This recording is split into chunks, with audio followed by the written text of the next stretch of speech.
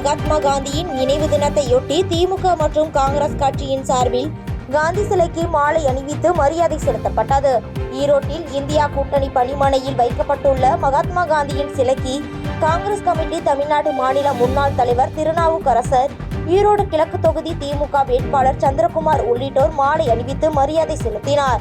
தொடர்ந்து செய்தியாளர்களை சந்தித்து பேசிய திருநாவுக்கரசர், ஈரோடு கிழக்கு தொகுதி இடைத்தேர்தலில் போட்டியிடும் திமுக வேட்பாளர் சந்திரகுமாரை அதிக வாக்கு வித்தியாசத்தில் வெற்றி பெற வைக்க காங்கிரஸ் கட்சி நிர்வாகிகள் செயல்படுவார்கள் என தெரிவித்தார்.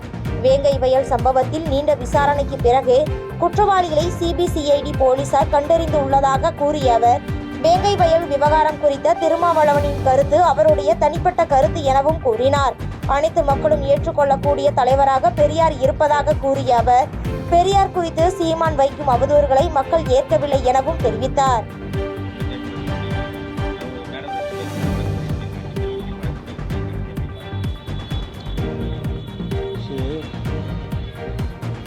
இது போன்ற பிரச்சனைகள் வராமல் இன்ஜினியரிங் காலேஜில் காங்கிரஸ் நடந்த பிரச்சனையாக இருக்கட்டும், நீங்கள் சொல்கிற மாதிரி சொல்லப்படுகிற குற்றச்சாட்டாக இருக்கட்டும், இந்த மாதிரி மகளிர்களுடைய பாதுகாப்புக்காக இப்போ புதிய சட்டமே தமிழ்நாடு சட்டமன்றத்தில் நிறைவேற்றப்பட்டது.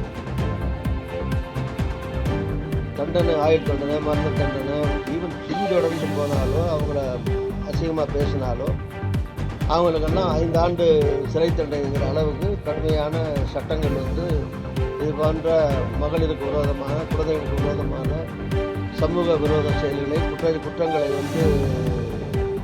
நடத்துவதற்காக, நடத்துகிற குற்றங்களை தடுப்பதற்காக இந்த மாதிரி கடுமையான சட்டங்கள்லாம் நிறைவேற்றப்பட்டிருக்கிறது.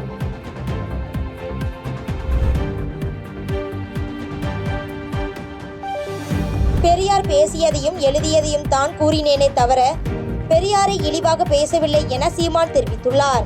ஈரோடு கிழக்கு தொகுதி இடைத்தேர்தலில் போட்டியிடும் நாம் தமிழர் கட்சி வேட்பாளர் சீதா லட்சுமியை ஆதரித்து அக்கட்சியின் ஒருங்கிணைப்பாளர் சீமான் வாக்கு சேகரிப்பில் ஈடுபட்டார்.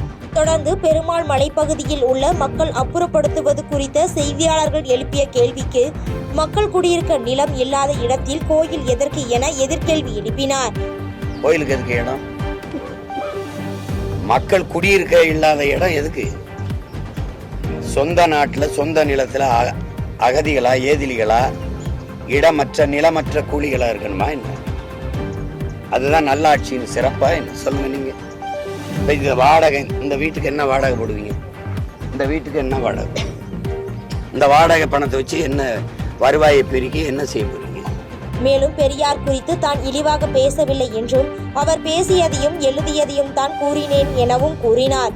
பெரியாரை எதிர்த்து தான் அரசியல் செய்ய வேண்டிய சூழல் சிலருக்கு ஏற்பட்டுள்ளதாக கனிமொழி எம்பி கூறியதை குறிப்பிட்டு செய்தியாளர்கள் எழுப்பிய கேள்விக்கு பதிலளித்த அவர், அறிஞர் அண்ணா கருணாநிதியை குறிப்பிட்டு தான் கனிமொழி பேசியிருப்பதாகவும் விமர்சனம் செய்தார். அவங்க அப்பாவை தான் அப்படி சொல்றாங்க. அம்மையார் கனிமொழி பெரியாரை இழிவுபடுத்தும் கூலிகளை ஏற்று அரசியல் செய்ய வேண்டியது இருக்குது. அவங்க அப்பாவையும் அந்த கட்சியினுடைய தோற்றுனர் ஐயா பேரறிஞர் அண்ணாவையும் தான் சொல்றாங்க. ஏன்னா நான் பெரியாரை இழிவுபடுத்தலை. பெரியார் என்ன பேசியிருந்தாரோ எழுதியிருந்தாரோ அதை எடுத்து பேசுகிறேன். பெரியாரை பற்றியே பேசுகிறார்கள் இந்த பெருமக்கள், அம்மையார் கனிமொழி உட்பட. பெரியார் என்ன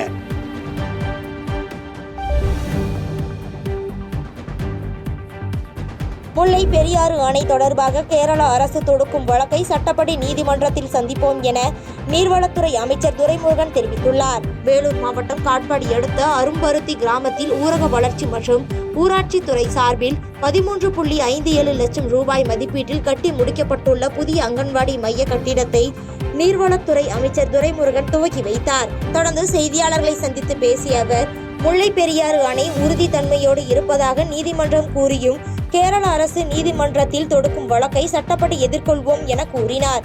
தொடர்ந்து மழைக்காலங்களில் வரும் தண்ணீரை கொடுத்துவிட்டு நீரை கொடுத்து விட்டோம் என காவிரி மேலாண்மை நீர் ஆட்சிக்குழு கூட்டத்தில் கர்நாடக அரசு கூறி வருவதாக விமர்சித்த அவர், பாலாற்றில் கலக்கப்பட்ட தோல் தொழிற்சாலை கழிவுகளால் பாதிக்கப்பட்ட மக்களுக்கு இழப்பீடு வழங்குவது குறித்து தமிழ்நாடு அரசு முடிவு செய்யும் எனவும் கூறினார்.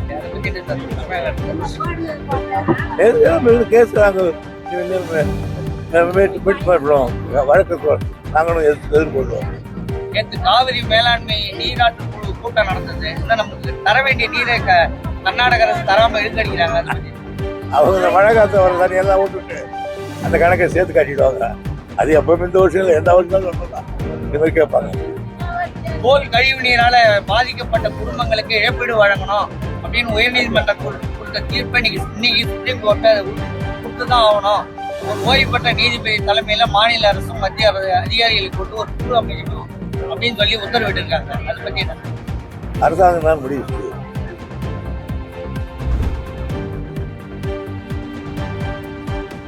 வேங்கைவயல் கிராமத்தில் காவல்துறையினர் கடுமையான கெடிபிடி நிலையை ஏற்படுத்தி தீவு போல் மாற்றியுள்ளதாக விடுதலை சிறுத்தைகள் கட்சி தலைவர் திருமாவளவன் குற்றம் சாட்டியுள்ளார்.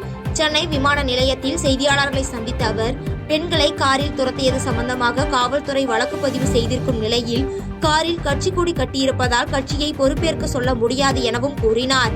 விசிகாவில் இருந்து விலகி தமிழக வெற்றிக் கழகத்தில் தேர்தல் வியூக பொறுப்பாளராக பணியாற்ற இணைந்துள்ள ஆதர் அர்ஜுனாவுக்கு வாழ்த்துக்களை தெரிவித்த அவர், ஈரோடு கிழக்கு தொகுதி இடைத்தேர்தலை அதிமுக சந்தித்திருக்க வேண்டும் எனவும் கூறினார்.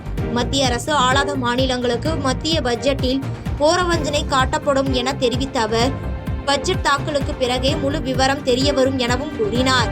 தொடர்ந்து வேங்கை வயலில் இறந்த மூதாட்டியின் உடலை நல்லடக்கம் செய்வதற்கு கூட காவல்துறையினர் கடுமையான கெடுபிடிகளை செய்திருப்பதால் வேங்கை வயல் கிராமம் தீவு போல மாற்றமடைந்திருப்பதாகவும் விமர்சனம் செய்தார். வேங்கை வயலில் மூதாட்டி ஒருவர் காலமாகியிருக்கிறார். அவருடைய உடலை நல்லடக்கம் செய்ய வேண்டும். ஆனால் காவல்துறை அங்கு கடுமையான கெடுபிடிகளை கையாண்டு வருகிறது. அந்த ஊரை ஒரு தீவாக மாற்றியிருக்கிறார்கள். உள்ளே யாரும் நுழைய முடியாது, வெளியே யாரும் போக முடியாது என்ற அளவுக்கு வேங்கவயல் தலித் மக்களை காவல்துறை தனிமைப்படுத்தி இருப்பது, நெருக்கடிக்கு உள்ளாக்கி இருப்பது, அதன் மூலம் மன உளைச்சலை ஏற்படுத்தி வருவது மிகுந்த கவலை அளிக்கிறது.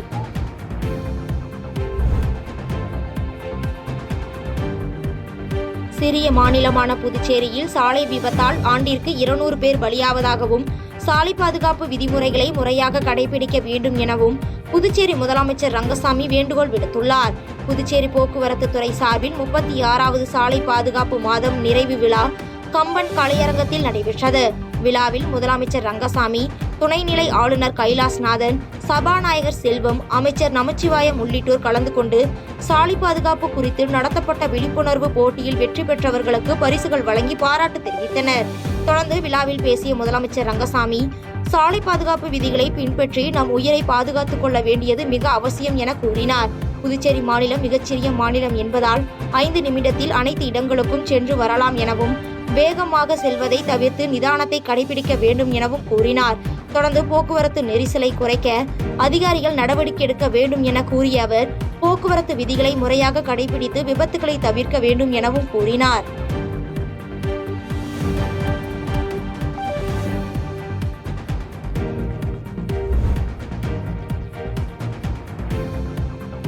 ஆர்ஆர் நிறுவனத்தால் 120 ரூபாய்க்கு பிரியாணி வழங்க முடியும் என்றும், ஆனால் சிறு தொழிலை அழித்து வாழ்வது எங்கள் நோக்கமில்லை என்றும் ஆர்ஆர் நிறுவன தலைவர் தமிழ்ச்செல்வன் தெரிவித்துள்ளார். மதுரை மாவட்டம் தனக்கன்குளத்தில் இருந்து திருமங்கலம் செல்லும் தேசிய நெடுஞ்சாலையில் சேலம் ஆர்ஆர் பிரியாணியின் 4வது கிளை திறப்பு விழாவில் ஆர்ஆர் நிறுவன தலைவர் தமிழ்ச்செல்வன் மற்றும் நடிகர் கூல் சுரேஷ் பங்கேற்றனர். இதனைத் தொடர்ந்து செய்தியாளர்களிடம் பேசிய ஆர்ஆர் நிறுவன தலைவர், தொடக்க காலத்தில் சாலையோரத்தில் கடை அமைத்து சேலம் ஆர்ஆர் பிரியாணி தற்போது பல கிளைகளை கொண்டிருப்பதாக தெரிவித்தார். சாலையோர கடைகளை போன்றே 120 ரூபாய்க்கு பிரியாணி வழங்க முடியும் என கூறிய அவர், சாலையோர கடைகளை அழித்துவிட்டு ஆர்ஆர் நிறுவனத்தை பெருக்கும் நோக்கம் தங்களுக்கில்லை எனவும் கூறினார். மேலும் பிரியாணியை மதுவோடு ஒப்பிட்டு பேசுவது வேதனை அளிப்பதாக கூறிய அவர், குவாட்டரும் கோழி பிரியாணியும் என கூறுவது தவறான உதாரணம் எனவும் கூறினார். கூட்டம்லன்னு பேசிட்டு போங்க, எங்களுக்கு பிரச்சனையே இல்லை. பிரியாணியை சொல்லாதீங்க, அது ஒரு நெருப்புல ஒரு சதையும் வெந்து நான் தோலாளி எந்த உடம்பெல்லாம் ரணம் இருக்குது. எனக்கு பல பேருடைய வேர்வை, பல விவசாயிகளுடைய வேர்வை துளியது. அதை போய் நீங்கள் பிரியாணின்னு சும்மா மொட்டையா ஒரு பேர் வச்சிடாதீங்க. அதுக்கு பெரிய பேர், அதுக்குள்ள எத்தனை விவசாய பொருட்கள் அடங்கியிருக்குன்னு பார்த்தா அந்த விவசாயிக்கு மைப்பறித்து அந்த போட்டோட ஒப்பிட்டு பேசக்கூடாது என்பது பத்திரிகைகள் முன்னாடி என்னுடைய அன்பு வேண்டுகோள்.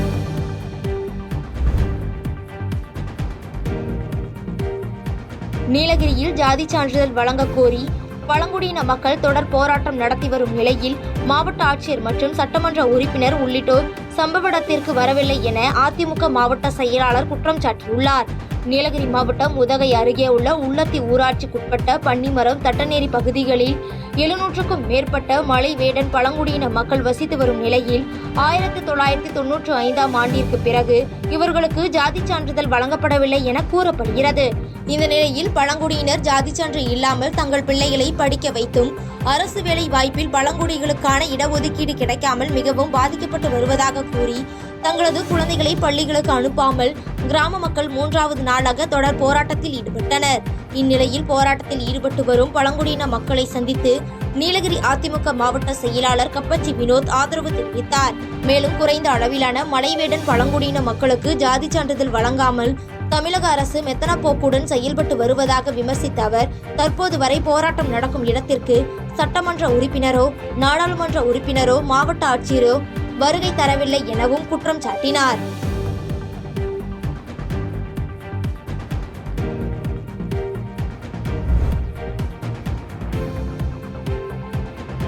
காஞ்சிபுரத்தில் கைத்தறி கூட்டுறவு சங்க நெசவாளர்களுக்கு வங்கியில் கூலி வரவு வைக்கும் நடைமுறைக்கு எதிர்ப்பு தெரிவித்து அதிமுக முன்னாள் அமைச்சர் சோமசுந்தரம் தலைமையில் நெசவாளர்கள் போராட்டத்தில் ஈடுபட்டனர். தமிழக அரசின் கைத்தறி துறை மூலம் மாநிலம் முழுவதும் உள்ள 5 கூட்டுறவு சங்க நெசவாளர்களுக்கான கூலியை வங்கியில் வரவு வைக்கும் நடைமுறை கடந்த 2 தினங்களுக்கு முன்பு காஞ்சிபுரம் மாவட்ட கைத்தறி துணை நூல் இணை இயக்குனர் நடைமுறைப்படுத்தினார். இதற்கு அனைத்து கூட்டுறவு சங்க நெசவாளர்களும் எதிர்ப்பு தெரிவித்து வந்த நிலையில் காஞ்சிபுரம் கீழ்கேட் பகுதியில் அமைந்துள்ள கைத்தறி துணி நூல் இணை இயக்குனர் அலுவலகம் முன்பு அதிமுக முன்னாள் அமைச்சர் சோமசுந்தரம் தலைமையில் அண்ணா கைத்தறி நெசவாளர் சங்க உறுப்பினர்கள் என 100க்கும் மேற்பட்டோர் கண்டன ஆர்ப்பாட்டத்தில் ஈடுபட்டனர். தொடர்ந்து தற்போது செயல்படுத்தப்பட்டு வரும் நடைமுறையை ரத்து செய்து பழைய நடைமுறையை நெசவாளர்களுக்கு அளிக்க வேண்டும் என கோரிக்கை விடுத்து போராட்டத்தில் ஈடுபட்டனர். சார்பாக இந்த ஆர்ப்பாட்டத்தை நாங்கள் நடத்தி கொண்டிருக்கிறோம். எங்களை பொறுத்தவரை நெசவாளர்கள் உற்பத்தி செய்து வைக்கக்கூடிய அந்த வேட்டி சேலை எதுவாக இருந்தாலும் அவர்களுக்கு கூலியை இதுவரை கொடுத்தது போல ரொக்கமாக கொடுக்க வேண்டும் என்ற கோரிக்கையை வலியுறுத்தி ஒரு ஆர்ப்பாட்டத்தை நடத்தி இப்பொழுது துறையினுடைய அதிகாரி துணை இயக்குனர் அலுவலகத்திலே துணை இயக்குநரத்திலே மனுவை கொடுத்திருக்கிறோம். இதை அவர்கள் உடனடியாக செய்ய வேண்டும். அப்படி செய்யவில்லை என்றால் மீண்டும் ஒரு பெரிய ஆர்ப்பாட்டம் நடத்துவதற்கு அனைத்து இந்திய அண்ணா திராவிட முன்னேற்ற கழகம் தயாராக இருக்கிறது. இன்றைக்கும் அல்ல, நேற்றையும் சரி, இன்றைக்கும் சரி, நாளைக்கும் சரி, நெசவாளர்களுடைய பிரச்சனைகளை தீர்க்கக்கூடிய இயக்கமாக அனைத்து இந்திய அண்ணா திராவிட முன்னேற்ற கழகம் இருக்கும் என்பதை நான்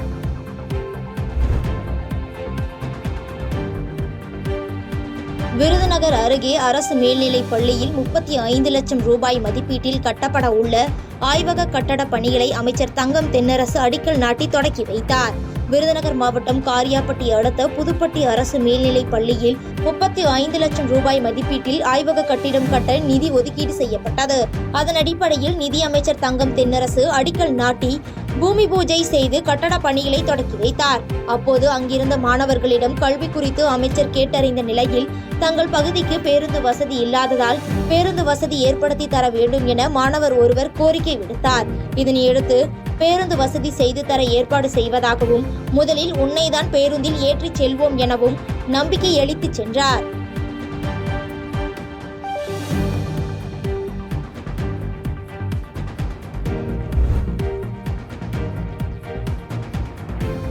திருப்பூர் அருகே அதிக வட்டிக்கு பணம் கொடுத்து திமுக நிர்வாகி பொதுமக்களை மிரட்டி பணத்தை வசூலித்து வருவதாக பொதுமக்கள் குற்றம் சாட்டியுள்ளனர். திருப்பூர் மாவட்டம் காங்கேயம் அடுத்த சிவன்மலை பகுதியைச் சேர்ந்தவர் கஜேந்திரன் என்ற சுவாமிநாதன். திமுக நிர்வாகியான இவர் வட்டிக்கு பணம் கொடுக்கும் பைனான்ஸ் தொழில் செய்து வரும் நிலையில் அதே பகுதியைச் சேர்ந்த செல்வராஜ் என்பவர் கஜேந்திரனிடம் 8 லட்சம் ரூபாய் கடனாக பெற்றுள்ளார். இந்த நிலையில் கடனுக்கு அதிக அளவு வட்டி போட்ட கஜேந்திரன் 50 லட்சம் ரூபாய் பணம் தர வேண்டும் என கூறி செல்வராஜை மிரட்டியதாக கூறப்படுகிறது. மேலும் கொலை மிரட்டலும் விடுத்ததால் அதிர்ச்சியடைந்த செல்வராஜ் காவல்துறையினரிடம் புகார் அளித்துள்ளார். இதனையடுத்து புகாரின் அடிப்படையில் கஜேந்திரனின் வீட்டில் சோதனை மேற்கொண்ட போலீசார் நிலம், வீடு, தொழிற்சார்ந்த பத்திரங்கள், 6 பணம் குறிப்பிடாத வங்கி காசோலை, ஆதி திராவிடருக்கு வழங்கப்பட்ட இலவச வீட்டுமனை பட்டாக்கள், வாகன உரிமம் புத்தகம் உள்ளிட்டவற்றை கைப்பற்றினர். தொடர்ந்து கைப்பற்றப்பட்ட பொருட்கள் குறித்தும் கொலை மிரட்டல் விடுத்தது குறித்தும் போலீசார் கஜேந்திரனிடம் விசாரணை மேற்கொண்டு வருகின்றனர். வட்டிக்கே சரியா போச்சு, இடமெல்லாம் வந்து அசலுக்கு சரியா போச்சு அப்படின்னு சொல்லி திருப்பி தரமாட்டேங்கிறாருங்க. கிட்டத்தட்ட எங்களுக்கு 1 கோடி ரூபா 1,4 கோடிக்கு மேலே அவர் பிடிங்கி வச்சுக்கிட்டாரு. திருப்பி கேட்டதுக்கும் தரவும் மாட்டேங்கிறாருங்க.